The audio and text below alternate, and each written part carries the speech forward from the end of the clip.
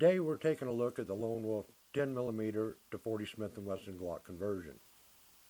To add some versatility to my Glock 20 chambered in 10mm, I recently purchased the Lone Wolf conversion barrel in 40 Smith Wesson. 10mm ammunition is a bit pricey when you can find it, and the sad part is most of it is basically what I call neutered 10mm. The ballistics are somewhere around standard 40 Smith & Wesson velocities are what some folks call the 10mm FBI load. There are only a few commercial ammo producers who load 10mm ammunition anywhere near the original normal specifications, and this ammo isn't cheap, but it sure is awesome when you squeeze one off. The 40 Smith & Wesson round, here on the left, is more readily available and priced a lot less, making this purchase practical. It does allow me to practice more often with the Glock 20 while saving my stash of more expensive full-power 10mm ammunition for other uses. This conversion is very straightforward. You simply remove the 10mm barrel and drop in the Lone Wolf 40 conversion barrel. Then simply replace the factory recoil spring.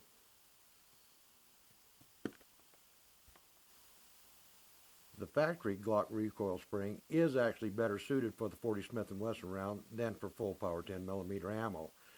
Therefore, you can use the factory 10mm recoil spring. Lone Wolf also sells replacement recoil spring sets in addition to their Glock replacement and conversion barrels. They use an upgraded stainless steel guide rod instead of the plastic one that Glocks come with. I've installed these upgraded spring sets in all my Glocks. To me, this upgrade alone is a no-brainer. A different magazine isn't required for this conversion, and the rounds feed just fine from standard Glock 10mm magazines. At ranges out to about 40 yards, the rounds hit exactly where you'd expect. At further distances, the 10mm round dramatically outclasses the 40 Smith & Wesson, but that's also to be expected. The Lone Wolf barrels are match grade, but to be honest, I personally didn't notice any huge accuracy improvement. Slight perhaps, but not noteworthy.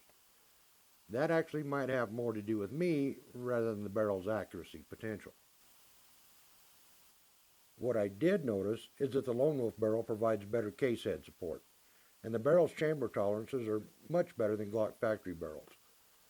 You'll notice how much less chamber slop there is in the Lone Wolf barrel compared to the Glock factory barrel. This is the Glock factory, and this is the Lone Wolf. Virtually no play whatsoever. If you reload, like I do, you'll notice how much easier it is to run the fired cases through a sizing die. Less case expansion usually means more reloading life for spent brass. The Lone Wolf barrel excels in that area and saves money there as well.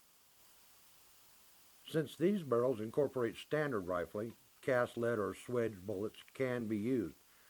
Glock advises against using lead or cast bullets in their Glock barrels, but it's not a problem in the Lone Wolf barrels.